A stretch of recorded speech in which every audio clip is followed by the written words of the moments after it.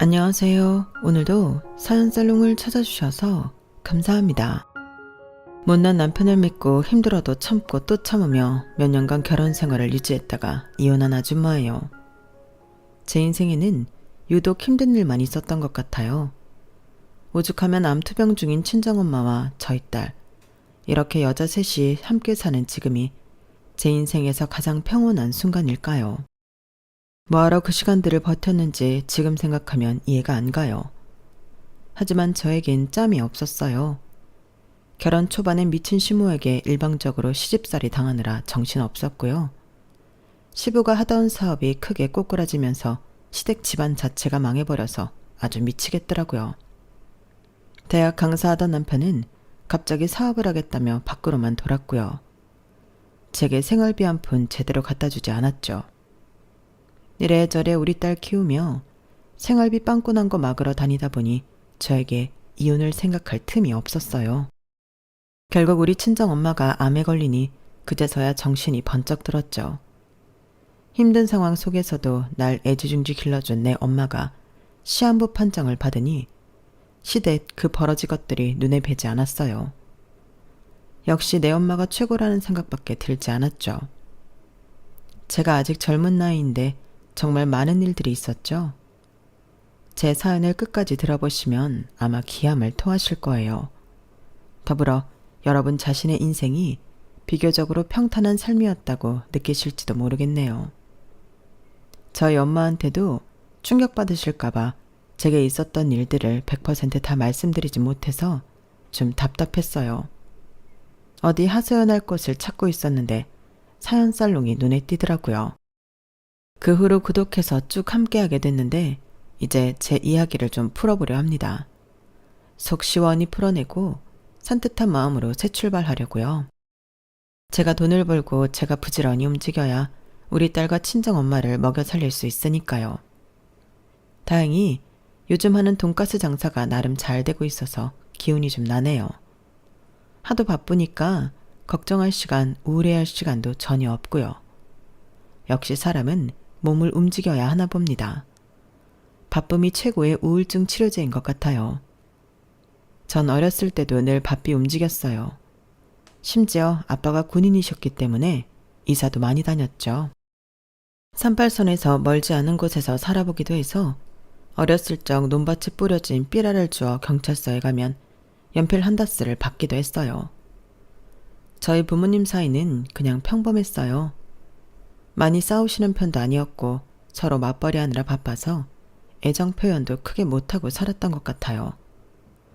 엄마가 건강하셨던 그때 당시 우리 부모님 두 분이 서로를 사랑하셨는지도 잘 모르겠어요. 그런데 이거 하나는 확실해요. 우리 집은 진짜 삶의 질을 바닥일 정도로 정말 아끼면서 살았어요. 가족 4명이 똘똘 뭉쳐 허리띠 졸라매고 살았죠. 지방이라 그때 당시 집값이 엄청 쌌고 집에 돈이 있음에도 불구하고 허름한 주택 전세살이를 했어요. 화장실은 야외로 나가면 공동 화장실 1개가 있었고요. 오죽하면 제가 뭐 먹고 싶다고 하면 사지 않고 산이나 바다로 가서 캐오고 잡아오고 했을까요? 다 돈 아끼기 위해서였죠. 그런데 제 입이 방정이지 그즘 굴전이 너무 먹고 싶더라고요. 엄마가 아주 가끔 갯벌에 나가서 굴을 캐오곤 하면 계란물 묻혀 굴전을 해주시곤 했거든요. 엄마, 저 굴전이 너무 먹고 싶어요. 미애도 나한테 굴전 먹고 싶다고 난린데. 엄마, 또 뻘에 나가 굴 좀 캐오면 안 돼요? 그래, 사랑하는 우리 딸내미들이 먹고 싶다면 엄마가 뭐든지 해주지. 마침 엄마 식당 일 쉬는 주말에 동네 아줌마들이랑 굴 캐러 가기로 했어. 주말에 꼭 해줄게. 엄마의 동네 친구들 3-4명과 함께 가셨죠. 몇 시간 지나지 않아 일행인 한 아줌마로부터 전화가 왔어요. 엄청나게 다급한 목소리였죠. 미정아, 네 엄마가 안개 속에서 길을 잃어서 경찰 부르고 구조대 부르고 난리 났어. 가까스로 몇 시간 만에 찾아서 병원으로 긴급 이송됐으니 얼른 너희 아빠랑 다 같이 병원으로 오려무나. 엄마 상황이 좀 심각해. 심각한 게 어느 정도로 안 좋은 상태인지 알 수 없었지만 혹시라도 엄마가 죽어버렸을까봐 너무 겁이 났어요. 아빠와 여동생과 함께 병원으로 다급히 갔는데 다행히 엄마는 숨이 붙어 있었어요. 하지만 바닷속에 빠졌던 터라 뇌를 많이 다쳐서 거의 식물인간 상태였어요. 몇 달 후 병원에서도 더 이상 해줄 게 없다고 하여 엄마를 집으로 모셨어요. 더 이상 우리 자매를 안아줄 수도 밥을 차려줄 수도 없는 엄마였지만 저희 자매에겐 너무나 소중했어요. 엄마가 돌아가시지 않고 집에 누워 계시다는 것만으로도 감사했어요. 하지만 아빠한텐 아니었나 봐요. 물론 처음에는 엄마가 좋아하던 꽃을 사서 몇 번 머리맡 꽃병에 꽂아두기도 하더군요. 퇴근 후 엄마 병간호를 정성스레 해주기도 했고요. 하지만 엄마가 식물인간인 채로 누워있는 날이 장기화되자 아빠의 태도는 점점 변해갔어요.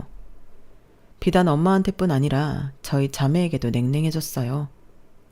저와 여동생은 초등학생임에도 불구하고 모든 일을 알아서 해야 했어요. 그나마 다행인 것은 아빠가 생활비 하려며 돈은 주셨으니 밥도 해먹고 학용품도 사며 살 수 있었죠. 아빠로부터의 따뜻한 양육은 기대할 수 없었어요. 원래도 군인이라 무뚝뚝한 아빠였지만 뭔가 아빠의 관심이 다른 사람에게로 향한 걸 느낄 수 있었어요. 사실 아빠가 동네 꽃집에 자주 가 있으면서 꽃집 아가씨랑 얘기하는 걸 목격하기도 했어요. 사고로 누워있는 엄마를 위해 꽃을 사러 다니다가 꽃집 아가씨랑 정분이 난 모양이었어요. 그런데 그 모습을 보고도 전 아무런 감정이 들지 않았어요. 아빠에 대한 애정이 그만큼 없었나 봐요. 그냥 저렇게 식물인간이 되어 누워있는 엄마만 불쌍할 따름이었죠. 뭔가 씁쓸한 마음이 들 때면 엄마에게로 가서 귀에 대고 여러 말을 해드렸어요. 제가 할 수 있는 최대한 따뜻한 말, 응원의 말들이었죠.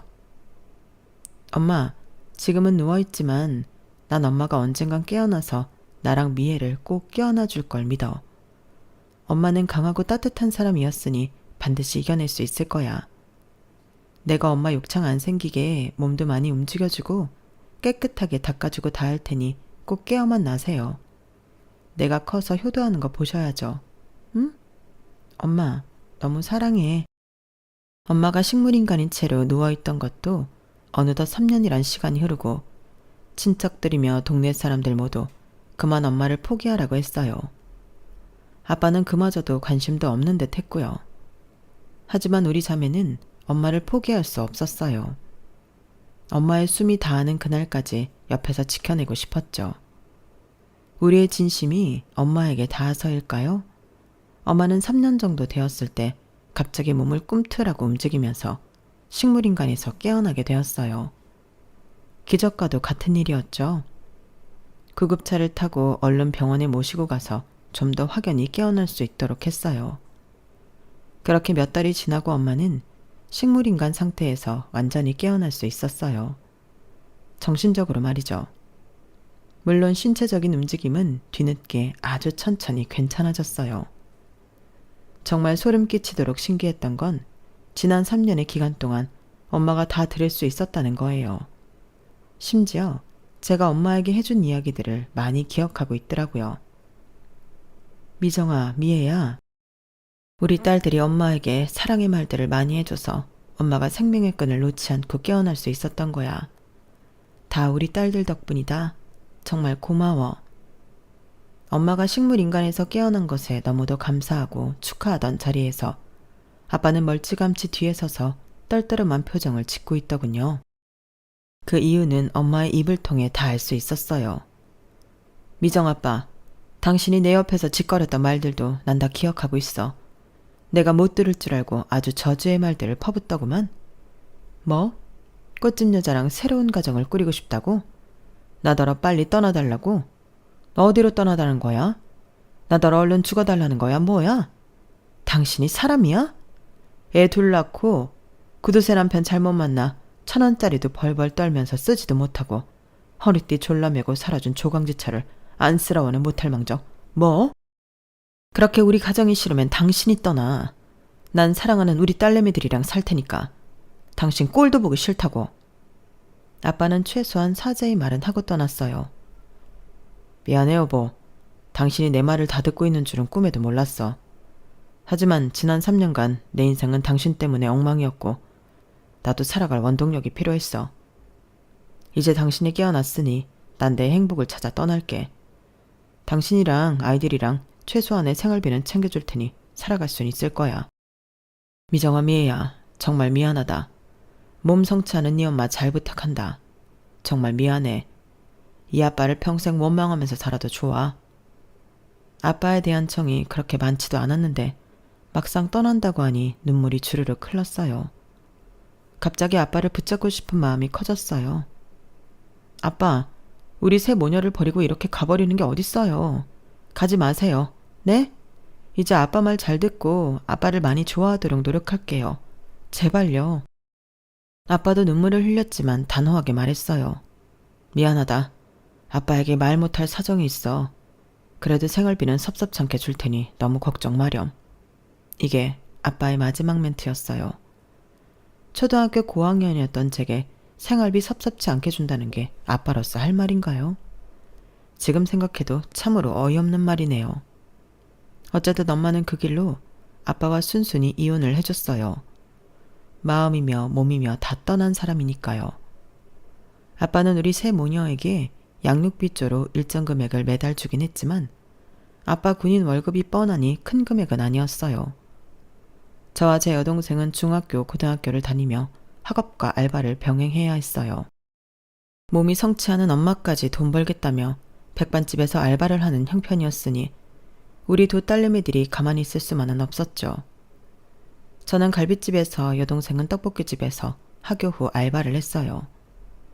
그날도 갈비집에서 허리를 구부려가며 반찬을 나르고 있는데 익숙한 목소리와 웃음소리가 요란하게 들리더군요. 워낙 크고 고급스러운 갈비집이어서 저 멀리 크게 웃고 있는 한 가족을 봤어요. 바로 우리 아빠와 그 꽃집 여자, 그리고 3-4살 박이 아들이더군요. 뭐가 그리 행복한지 한바구음을 지으며 까르르 웃고 있었죠. 아빠임을 알아챈 순간 그 상을 다 뒤집어 엎고 싶었어요. 뜨거운 숯불이 있는 갈비든 뭐든 아빠와 그 꽃집 여자 면상에 다 뒤집어 엎어버리고 싶은 마음이 굴뚝 같았어요. 하지만 4살 박의 아이들이 있는데 그럴 순 없었죠. 그래도 알바자리에서 잘리는 걸 각오하고 냅다 달려가서 있는 힘껏 고함을 질렀어요. 이 나쁜 인간들아, 우리 새 모녀 눈에 피눈물 흘리게 하고 당신 가족들이 잘 먹고 잘 살 것 같아? 내가 평생 저주할 거야. 이 세상에 온갖 불행이 그 집 식구들한테 깃들기를 바랄 거라고. 그 사람들은 불안한 눈빛으로 절 봤고 전 앞치마를 벗어 던지고는 가게를 뛰쳐나왔어요. 알바 자리에서 당연히 잘릴 줄 알았는데 그렇게 그 손님들한테 막대하게 된 연유를 사장한테 말하니 다 이해해 주더군요. 어쨌든 그날 이후로 제 삶에서 아빠란 존재는 아주 깔끔하게 지워버렸어요. 한 줄기 썩은 동아줄 같던 아빠에 대한 그리움을 지워버리니 살 것 같았어요. 전 가까스로 고등학교를 졸업하고 20대가 되어 본격적으로 돈을 벌기 시작했어요. 학교를 다니던 시간에 알바를 뛰지 못하는 게 불만이었는데 이젠 잠자는 시간 빼놓고 하루 종일 알바를 할 수 있다는 사실이 너무 좋았어요. 얼른 돈을 많이 벌어서 몸 성취하는 우리 엄마 호강시켜드리고 싶었거든요. 오전 오후 타임 알바까진 그냥저냥 할만했는데 밤시간 대학가 호프집 알바는 좀 힘들었어요. 술 마시고 개가 돼버리는 진상 손님들이 워낙 많았거든요. 가끔 제 전화번호를 묻는 남자 대학생들이나 직장인들이 있었는데 그냥 호기심에 묻는 것 같았어요. 다들 아님 말고 이런 식이었죠. 저도 웃으며 그들의 부탁을 거절하는 기술이 늘어갔고요. 그러다 하루는 거의 추행하듯이 치근덕대는 남자가 있었어요. 역시나 술에 잔뜩 취해 바닥을 기다시피 하는 멍멍이 같은 남자였죠. 이런 데서 알바나 하는 기집년 주제에 감히 번호를 안 주고 거절을 해? 너 내가 어느 집 자식인 줄이나 알기나 해? 너 우리 아빠가 누군지 알면 무서워서 벌벌 길 거야. 너 반반한 쌍반떼기 안에 믿고 지랄하는 거야? 너 대학생도 아니라며. 깜도 한다는 게 어디서? 저도 화가 머리 끝까지 나서 멱살이라도 잡고 싶었어요. 그런데 그놈 말이 채 끝나기도 않았는데 누가 그놈의 싸대기를 퍽 하고 때리더군요. 야, 이 새끼야. 술 취했으면 잠자코 집에나 기어가. 너 이 대학 학부생이지? 내가 여기 대학 강사야. 너 무슨 과야? 얼른 말해. 학과 사무실에 꼬질러 버릴 테니깐. 그랬더니 제게 모욕을 줬던 그놈은 슬금슬금 꽁무니를 내뺐어요. 얼른 자기가 먹은 술값을 계산을 하고는 쥐새끼 마냥 도망치더군요. 고맙습니다. 대학 강사님이시라고요? 아, 강사님. 저 진산 손님 처리해 주셔서 정말 감사드려요. 90도로 허리를 숙이며 감사 인사를 하는 체게 그 사람은 정말 젠틀하게 말했어요. 당연히 해야 할 일을 했을 뿐인걸요. 여기 영업시간 마칠 시간 같은데 저도 이만 가봐야겠네요. 더 있다간 저까지 진상 손님 될 것 같아서요. 지금까지 아무에게도 제 사적인 연락처를 알려준 적이 없었는데 뭐라도 보답을 해야 할 것 같아서 제 이름과 전화번호를 얼른 메모지에 써서 내밀었어요. 그걸 받자 남자의 입이 귀에 걸리더군요. 아이고, 번호까지 주시고 정말 감사합니다. 제가 연락 꼭 드릴게요. 고맙습니다. 주먹코에 동그란 눈이 순둥순둥해 보이고 인상이 참 좋았어요. 제가 어려움에 처했을 때 절 구해줬기에 첫인상이 더 좋았는지도 모르겠어요.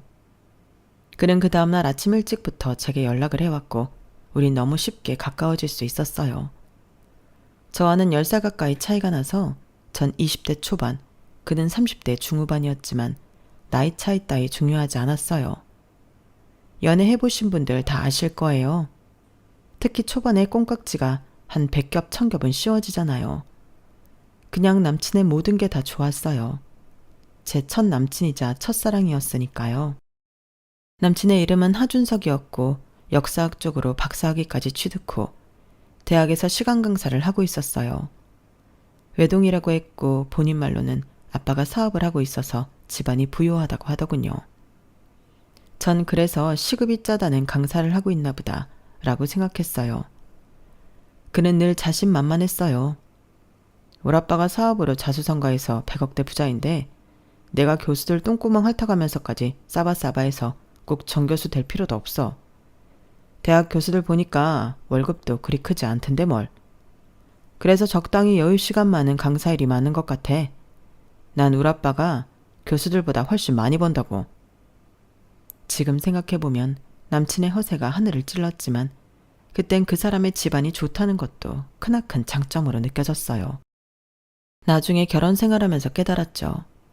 시댁 돈은 실제로 받기 전까진 절대 남편 돈도 내 돈도 아니라는 것을 말이죠. 어쨌든 나이가 많았던 남편은 제 반반한 얼굴과 170의 큰 키 등 외적인 조건을 마음에 들어하며 어서 빨리 결혼하기를 바랬어요. 그러면서도 제가 알바를 전전하는 게 마음에 걸렸던지 중소기업이라도 취직하는 게 어떠냐고 하더군요.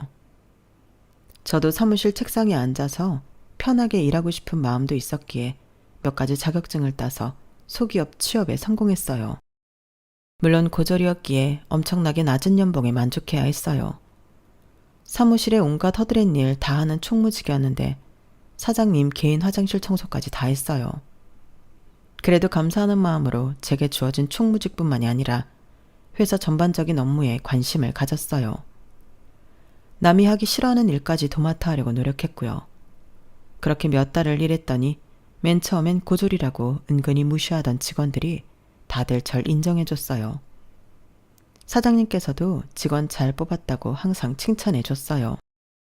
6개월 정도 지나 회사에 완벽 적응하자 남친은 바로 결혼을 밀어붙였어요. 본인 부모님께도 제 존재에 대해 말씀드렸다고 하더군요. 미정아, 이제 진짜 우리 결혼할 일만 남았다. 내가 나이가 있으니 우리 엄마 아빠도 결혼 반대 안 하시고 우리 미정이를 정말 아껴주실 거야. 성품과 인성이 아주 좋으신 분들이거든. 사회적으로 성공해서 지위가 있으신 분들이니 매너가 세련될 수밖에 없지 뭐. 남친으로부터 그렇게 말을 들으니 조금은 안심이 됐어요. 그런데 바로 이튿날 제가 다니던 사무실에 난리가 났더군요. 웬 아침부터 아줌마가 제 이름을 외치며 온갖 쌍욕을 늘어놓고 있었어요. 이 미친년 어딨어? 김미정인지 구미호인지 어딨냐고? 아유, 내 끔찍하던 아들을 꼬셔서 우리 집 재산 다 빼내려고 작정을 했구나. 우리 집 재산이 100억이 넘어가는데 거지년이 우리 집에 며느리로 들어오려고 해? 우리 집이 얼마나 뼈대 있는 가문인데 내 인연 잡히기만 해봐라. 멀리서 본 아줌마의 면상에 남친의 코와 똑같은 주먹코가 붙어있길래 남친의 엄마임을 직감했어요. 전 얼른 유리문 넘어 사무실로 뛰어들어가 그 아줌마를 제지하려 했지만 다 지켜보고 있던 사장님이 제 앞을 막아서더군요. 미정씨, 가만히 있어. 내가 누구보다 미정씨 인품을 잘 알고 있는데 웬 지랄 맞은 아줌마가 와서 아침부터 깽판을 부리는구만. 내가 바로 경찰 부를 테니 그냥 사장실에 숨어 들어가 있어. 상황 정리되면 나오라고. 전 사장님의 배려로 그 사건에 연루되지 않을 수 있었고 출동한 경찰이 와서 남친 엄마를 잡아갔어요. 전 당연히 참고인으로서 경찰에 가봐야 했지만 경찰에 의해 연행된 남친 엄마는 깨갱하고 풀이 죽어있더군요. 네가 김미정이니? 여기 경찰 선생님들께 말씀 잘 드려서 나 좀 얼른 풀려나게 해줘. 내가 뭐 잘못했다고 경찰서까지 끌려와 있는지 모르겠네 그려. 그 후로 남친과 남친 아빠까지 놀래서 달려왔길래 일단 제가 경찰한테 말 잘해서 풀려나게 했어요. 경찰서에서 나오자마자 절 아래 위로 죽일 듯이 노려보는 건 마찬가지였지만 일단 그렇게 무마되었죠. 전 남친에게 이별을 고했지만 남친은 눈물 콧물 다 흘리며 매달렸어요. 미정아, 나 너 없으면 안 돼. 나 진짜 미치는 걸 보려고 그래? 자기 닮은 아기 낳을 거야. 당신이 날 쳐버려도 난 지구 끝까지 쫓아갈 거라고. 정말 남친은 지구 끝까지 쫓아올 기세였어요. 정말 스토커가 따로 없었죠. 그래도 제가 목석처럼 변화가 없자 남친은 우리 가족을 공략하기 시작했어요. 우리 집에 들어와 엄마와 여동생과 서스럼 없이 한 식구처럼 지내더군요. 뭐야? 우리 집에 또 와 있는 거야? 자기 대학 강의 없어? 강사가 공부하느라 바빠야 하는 거 아니야? 얼른 집에 가. 또 자기 엄마가 여기까지 찾아와서 난리치면 어떡해. 제가 야멸차게 남친에게 말했더니 이미 남친과 정이 든 저희 엄마가 더 난리였어요. 아, 얘 미정아. 하서방이 널 엄마라 사랑하는데 남자 마음을 그렇게 못 받아주니. 너도 참 매정하다 얘. 하서방이 우리 집 대청소 다 해주고 소갈비찜까지 해줬어. 집안 좋고 요리까지 잘하고 복스럽게 생긴 남자가 어디 흔하겠니? 얼른 다시 잘해봐. 엄마 소원이야. 어? 그렇게 사랑하고 아끼는 우리 엄마의 소원이라는데 제가 못 들어드릴 이유가 없었어요. 지랄 맞은 시모가 겁이 나긴 했지만 착한 남친 하나만 믿고 다시금 결혼을 결심했어요.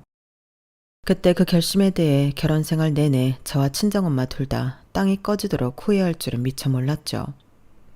저도 어렸고 남편의 시간 강사 월급만으로는 살림이 힘들었기에 결혼 후 시댁 합가가 당연한 줄 알았어요. 사업하시는 시부 덕분에 시댁은 넉넉한 형편이었고 방이 5개나 있었기에 큰 불편 없이 살 수 있을 거라 생각했죠. 15평 우리 친정에 비해 90평짜리 시댁 아파트는 정말 대궐 같았어요. 처음 한 일주일은 정말 황홀한 기분까지 느낄 정도로 좋았지만 시간이 흐를수록 시댁이 마치 창살 없는 감옥처럼 느껴졌죠. 특히 초반엔 시모의 구박이 도가 지나칠 때가 많았어요. 심지어 제가 임신을 빨리 해서 배가 남산만 할 때도 제게 모든 일을 다 시키고 모욕적인 언사도 다반사였어요. 야, 이 집에서 일하는 아줌마들 다 잘랐다. 아, 왜 회사가 어려우면 구조조정 하잖냐? 우리 집도 너 시아버지 사업이 요즘 불경기라 인원 감축을 좀 했다. 네가 어려서부터 허드렛 일 다 하고 살았는데 아줌마를 따로 들일 필요가 뭐가 있겠니? 앞으로 이 집 구석구석을 쓸고 닦고 화장실 색이 매일 청소하도록 해라. 나 참, 너 이제 아기 낳으면 육아휴직 들어간다고 했지? 잘 됐네. 이제 집에서 편하게 쉴 테니 집안일 할 시간이 더 늘어나겠네? 어머님, 제가 마냥 쉬려고 육아휴직 하는 건가요? 어머님께서도 아기 키워봐서 잘 아실 거 아니에요. 일하는 아줌마들 한 명이라도 남겨두셔야지 다 잘라버리시면 어떡해요. 그럼 어머님께서도 집안일 함께 해주세요. 저 혼자 90평 살림살이 다 못해요. 아기라도 봐주실 건가요? 야, 난 너같이 천박한 집안 출신 아니다. 곱게 자라서 부잣집에 시집와서 물 한 방울 안 튀기고 살아온 나한테 뭐? 아기를 키우라고? 나보고 똥기저귀 갈고 뭐 그런 거 하라는 얘기냐? 난 못한다. 안 해. 시부는 웬일인지 저를 비롯한 가족들한테 별로 관심이 없었고 늘 사업에만 열중했어요. 하필이면 제가 결혼할 즈음 사업이 내리막길을 걷기 시작했거든요. 그렇다고 남편이 잘 도와주느냐 하면 그것도 아니었어요. 저희 딸 소리가 태어나면서부터 왠지 매일 바쁘다며 바깥으로만 돌았고 집에도 잘 들어오지 않았죠. 저 혼자 애 키우며 시댁 살림살이까지 해야 했어요. 잠도 하루에 1~2시간씩 자가면서 모든 일을 홀로 도맡아야 했어요. 아주 미치고 환장하겠더라고요. 속으로 이놈의 집구석 평수나 좁으면 좋겠구만 이렇게 생각했었죠. 그런데 진짜로 시부 사업이 폭삭 망해버려 90평 집은 온데간데 없어지고 우리 5 식구는 투룸짜리 집으로 옮겨가야 했어요. 그 와중에 시부가 스트레스를 많이 받았는지 쓰러져서 돌아가시고 말았죠. 평소에 그리 정도 없는 시부였기에 엄청나게 슬프진 않았지만 이사하는 도중에 장례식까지 치러야 하는 정신없는 상황이 펼쳐졌어요. 그때가 한창 장례식장이 붐빌 때였는지 정말 어렵게 장례식장을 잡아 한창 손님을 받고 있는데 갑자기 누군가가 깽판을 부리더군요. 야, 이 구미호 같은 여편네야. 다방 레지 주제에 우리 아버지 꼬셔서 애까지 덥석 가지고 기어코 우리 가정 박살내더니 아버지까지 기빨려 죽게 만드냐? 니년 때문에 우리 엄마는 시름시름 앓다가 돌아가셨어. 심지어 우리 아버지 사업까지 다 망하게 만들어? 남의 눈에 피눈물 나게 해놓고 그동안 우리 아버지 돈으로 잘 먹고 잘 살았지? 아버지가 사업 망해도 꼬불 쳐놓은 현금 좀 있다고 했어. 니냐는 그 돈이 어디 있는지 다 알고 있지. 얼른 내놔. 우리한테 다 내놓으란 말이다. 손가락질하면서 그 사람들이 고래고래 고함을 치고 있었어요. 그 손가락이 향하는 곳은 바로 우리 시모였죠. 전 시모가 당연히 정실 부인인 줄 알았는데 나중에 알고 보니 다방 여자 출신의 첩이었는데 남편을 낳고 어떻게든 정실 부인의 자리를 뺏었더군요. 참네. 그 사실을 알고 나선 우습지도 않았어요. 그리고는 예전 저희 친정아빠가 떠올랐어요. 우리 새 모녀를 버리고 꽃집 여자에게로 떠난 비정한 아빠 말이에요. 시모는 그동안 내게 뼈대 있는 가문이 어쩌고 자기는 고귀한 집안 여식이라느니 하며 절 깎아내리기 바빴는데 그게 다 뻥이었던 거죠. 안 그래도 미운 시모였는데 과거를 알게 되니 시모가 극도로 혐오스러웠어요. 부자는 망해도 3대는 먹고 산다는데 우리 시부는 찐부자는 아니었나 봐요. 시부가 꼬불쳐 놓았다던 현금은 시부 전부인의 자식들이 다 가져가 버렸고 우리에게 떨어진 건 단돈 500만 원이었어요. 그마저도 장례 치르는데 다 썼고 오히려 우리 돈이 더 들어갔어요. 순식간에 나락으로 떨어진 상황에서 남편이 월급이라도 따박따박 벌어오면 숨통이 트였겠죠. 그런데 설상가상으로 남편이 대학 강사직을 때려치고 사업을 벌이겠다는 거 아니겠어요? 그 문제 때문에 대판 싸우기도 여러 날이었죠. 그때마다 옆에서 괜히 사업바람 넘는 시모가 더 얄미웠어요. 야, 우리 아들이 월 200도 안 되는 대학 강사 일을 계속 해야겠니? 돌아가신 아버지 마냥 사장 소리 들으면서 떵떵거리고 살고 싶다잖니? 너 같은 촌년은 100번 말해도 몰라. 상류층의 세계를 말이야. 어머님, 우리가 지금 하층민 중에 하층민인데 무슨 상류층 얘기를 하세요? 이제 남은 건 이 투룸 보증금 뿐이라고요. 사장 소리는 개뿔. 사업 자금이 어딨다고 뭔 사업이야. 여보, 좀 현실을 직시해요. 남편은 아기 낳고 나서부터 늘 집안 돌아가는 꼴이 어쩌고 하면서 짜증만 내면서 집을 나가버리기 일쑤였어요. 에이, 이놈의 집구석은 남자 피 말리는 집구석이지 아주. 하나밖에 없는 남편 기 좀 살려주라. 어? 남편은 그냥 휙 바람처럼 사라지면 끝이었고 생활비를 안 갖다 주는 달이 더 많았어요. 전 당연히 복직을 해야만 했어요. 우리 딸 소리를 미덥지 못한 시모에게 맡기고 말이죠. 그런데 시모가 우리 딸을 봐준 뒤로 소리가 급격히 살이 찌고 잠이 늘었어요. 건강하게 살찌는 게 아니라 아기가 매가리가 없었죠. 그런데 부엌에서 좀 이상한 점을 발견했어요. 세일에서 엄청 큰 자루에 백설탕을 샀는데 그게 벌써 반토막이 나버린 거 아니겠어요? 어쩐지 아기 젖병이 찐득찐득할 때가 많았는데 화가 나서 시모한테 따져 물었어요. 어머님, 우리 소리한테 백설탕 가루를 먹이신 거예요? 저 백설탕 큰 자루가 며칠 안 돼서 반토막이 났잖아요. 아주 우유에 들이부어서 먹였나 봐요. 사실대로 말씀해 주세요. 맞죠? 야, 소리 살도 포동포동하게 찌고 얼마나 보기 좋으냐? 설탕이 당뇨병 걸린 노인들한테는 안 좋지 아이한테 안 좋다는 증거 있어? 설탕 타주니까 아주 잠도 계속 자고 내 신간이 편하더라. 전 정말 머리 끝까지 화가 치밀어 올랐어요. 어머님 미치셨어요 정말? 우리 아기 죽일 셈이에요? 앞으로 절대 어머님한테 우리 소리 안 맡겨요. 아기한테 손도 대지 마세요. 그 후로 잘 다니던 회사에 사직서를 냈어요.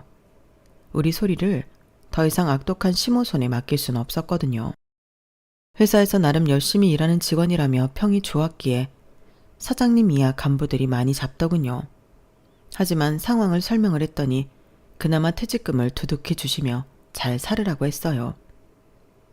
사장님 마지막 말씀이 기억나네요. 미정씨, 무소의 뿔처럼 혼자 가는 것도 좋다고 봐. 굳이 결혼이란 제도에 얽매여 살 필요는 없다고. 사장님 말씀대로 그때 결혼을 때려쳤어야 했는데 저의 이혼 결정은 한참 늦어졌죠. 전 집에서 할 수 있는 일을 찾아서 해야 했어요. 제가 요리는 자신 있었기에 집에서 돈가스를 만들어 홍보하고 배달 전문으로 판매했어요. 요즘엔 배달 앱이 잘 돼 있어서 홍보만 잘하면 알아서 주문이 곧잘 들어왔어요. 푸짐하고 저렴하게 게다가 맛도 좋고 빛깔 좋게 만드니 매출이 꽤 있었어요. 이제서야 숨통 좀 트였다 싶었는데 여동생으로부터 한 통의 전화를 받고는 하늘이 무너지는 것 같았죠. 언니, 고생만 한 우리 엄마가 암이래. 위암 2기래. 우리 엄마 죽으면 어떡하지? 나 너무 무서워. 큰언니로서 여동생을 달래줬지만 저도 무서워서 사지가 벌벌 떨렸어요. 엄마를 이대로 잃을 수만은 없었죠. 일을 조금은 줄이고 엄마 간병하는 데 올인했어요. 우리 소리를 아기띠로 안고 암병원을 숱하게 다녔네요. 그런데 그 와중에 남편이 한다는 소리가 아주 가관이었어요. 내 머리를 망치로 꽝 하고 치는 기분이었죠. 소리 엄마, 장모님 암 보험금 타셨겠네? 옛날 젊은 시절에 친구 권유로 보험 들어놨다고 하지 않았어? 아, 식물인간 됐을 때도 보험금 좀 받았다고 했잖아. 옛날 보험이 보장도 좋고 지급도 꽤 세지 아마? 그 보험금 내 사업에 투자하면 단기간에 딱 3배로 불려드릴 자신 있는데 내 제안 어때? 장모님한테 한번 여쭤나 봐야겠다. 뭐? 아니 그렇게 확실한 사업을 하는 위인이 집에 코딱지만한 생활비 한 번을 제대로 못 갖다 주냐? 지금 암으로 고통받고 있는 장모님한테 그게 할 소리냐고. 당신 인간 맞아? 무슨 소시오패스 아니야? 우리 소리가 당신 닮을까봐 무섭기까지 하다. 이대로는 더 이상 못 살아. 이 집안의 노예며 호구짓 그만할 거야. 우리 이혼하자고. 어쩐 일인지 남편은 순순히 이혼하자고 하더군요. 제가 살고 있던 투룸이 반전세였는데 그 보증금을 위자료째로 주겠다고 했어요. 대신 양육비에 대해서는 말끝을 흐렸어요. 보나마나 사업이 잘 안 되고 있는 것 같기에 애초에 양육비를 기대하지도 않았고 제대로 주지도 않더군요. 전쟁터 같은 투룸에서 시모와 남편이 나가고 친정엄마가 들어오시니 평화가 찾아왔어요. 물론 시모가 순순히 곱게 나가주진 않더군요. 더러운 성격과 걸레 모른 입은 여전했죠. 야, 네가 이제 나랑 남남인데 왜 우리 남편 돈으로 해준 투룸 보증금 2천만 원을 네 몫으로 줘야 하냐? 네 년이 끝까지 꽃 빼먹고 비슷한 짓을 하는구나. 망할 년, 독한 년. 어머님, 아니 할매요.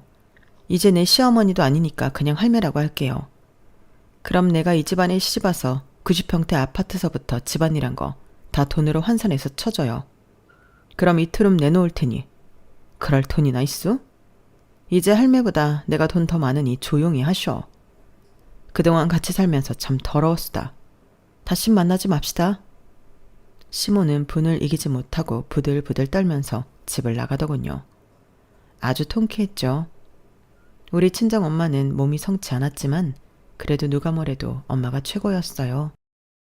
친정엄마 옆에 소리와 제가 나란히 누워 자는데 셋 다 하도 제잘되면서 옛날 이야기하느라 밤이 깊어가는 줄도 모르고 깔깔댔죠. 행복하게 지내서인지 엄마의 암 경과도 꽤 좋아졌어요. 역시 웃으며 마음 편히 사는 게 최고인 것 같아요. 이혼한 지 1년쯤 지났을까? 집에서 하던 돈가스 사업이 날개도 친 듯 잘 되어 아예 매장을 내게 되었어요. 뒤에 조그마한 살림집이 붙어있는 특이한 가게였는데 엄마와 소리를 돌보면서 장사를 할 수 있겠다 싶어 이사를 결심했어요. 이삿짐을 싸려고 남편 방이었던 곳에 묵혀둔 서랍을 치우는데 서랍 맨 아래 웬 통장이 있더군요. 무심코 열어봤는데 잔액이 무려 30억이었어요. 내가 잘못 봤나 싶어 눈을 씻고 다시 봐도 여전히 30억의 잔액이 있었어요. 생전 듣도 보도 못한 액수였죠. 30억? 도대체 이게 무슨 돈이지? 남편 명의의 그 통장 뒤엔 주소가 하나 적혀 있었어요. 마음 같아선 당장 그 통장을 들고 주소지로 달려가고 싶었으나 일단 상황 파악을 위해 사람을 고용했어요. 아주 유명한 사설탐정이었죠. 몇 주 그 사설탐정의 브리핑을 통해 모든 사건의 전말을 알게 되었어요. 충분한 증거 자료를 확보한 뒤 통장에 찍힌 주소지로 찾아갔어요. 남편이 얼마나 거지 같은 인간인지 사설탐정을 통해 들었기 때문에 아주 의기양양하게 들이닥쳤죠. 그런데 벨소리에 놀라서 나온 아이들을 봤는데 너무 소름이 끼쳤어요. 시모로부터 물려받은 그 주먹코와 똑같은 코에 쌍둥이 아이들이 몰려나왔죠. 우리 아빠 찾아왔어요? 우리 아빠는 손님이 많이 와. 그치?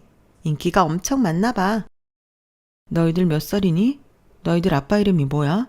아빠 성함 알아? 우리요? 5살이요. 아빠 이름은 하준석이요. 배신감에 치가 떨렸어요. 우리 소리가 5살인데 심지어 소리와 동갑인 배다른 자식들이 존재했다니 분노가 차올랐죠. 뒤이어 남편이 빼꼼히 모습을 드러냈어요. 전 그 인간 이하의 말종에게 서류를 뿌리며 소리쳤어요. 야, 이 새끼야. 우리 소리랑 동갑인 다른 자식들이 있었냐? 그동안 두 집 살림하느라 힘들었겠다. 능력도 없는 사기꾼 주제. 참네. 이 서류들이 다 뭔 줄이나 알아? 내가 사람 시켜서 네 뒤를 다 캐봤지. 실체도 없는 곳에 투자하라고 투자자들 꼬셔서 돈도 많이 꼬불 쳐놨더라. 30억? 너 내가 경찰한테 신고했으니 딱 기다려. 이 자리에서 바로 감옥으로 직항하게 만들어줄 거야. 남편은 아연실색하여 무릎 꿇고 빌었어요. 제발 지금 다 성공해가고 있는데 이 프로젝트 망치지 말아줘. 이것만 성공하면 난 동남아 가서 떵떵거리며 살 수 있다고. 내가 이 프로젝트만 완료되면 자기랑 수리한테 한몫 단단히 챙겨줄 거야. 그러려고 양육비 미루고 있었던 거야. 내가 우리 가족을 얼마나 사랑했는지 당신 잘 알고 있지. 그리고 우리 쌍둥이들은 정말 미안해. 하룻밤에 실수로 그만. 본의가 아니었어. 그래도 생명은 소중한 거잖아. 소리의 동생들이라 생각하고 우리 쌍둥이는 건들지 말아줘. 뭐? 네가 밖에서 나온 자식들 소중한 건 알고 우리 소리한텐 전화 한 통 없었냐? 이 미친놈아. 난 네가 나락으로 빠지는 것까지 다 보고 죽을란다. 어디 갈 때까지 가보자고. 경찰 조금 있으면 올 테니 딱 기다려. 전 이미 경찰에게도 남편의 불법 사기 행각에 대한 자료를 모두 남겨주었기에 아주 홀가분한 마음으로 집으로 돌아왔어요. 그 다음부터는 우리나라의 사법 시스템을 믿고 맡기는 수밖에 없었죠. 지금도 남편에 대한 재판이 여전히 진행 중인 걸로 알고 있어요. 물론 증거인멸의 우려가 매우 크니 구속 상태에서 말이죠. 시모는 들어 누워있대나 뭐래나 더 이상 가족도 아닌데 제 알 바 없죠 뭐. 몇 년간에 걸친 저의 결혼 대서사시가 이제서야 진짜로 막을 내린 기분입니다. 사건은 모조리 비극으로 끝났지만 이제 저와 우리 소리, 친정엄마만 잘 살면 장땡이죠 뭐.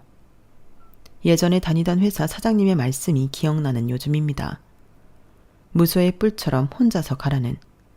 저 혼자 씩씩하게 이 세상 잘 헤쳐나가 보렵니다. 이 시간에도 열심히 사시는 분들 모두들 화이팅입니다. 우리 모두 힘내자고요. 여러분, 사연 댓글에 응원과 현명한 조언 부탁드려요. 좋아요와 구독은 저에게 큰 힘이 됩니다. 오늘도 좋은 일 가득하세요.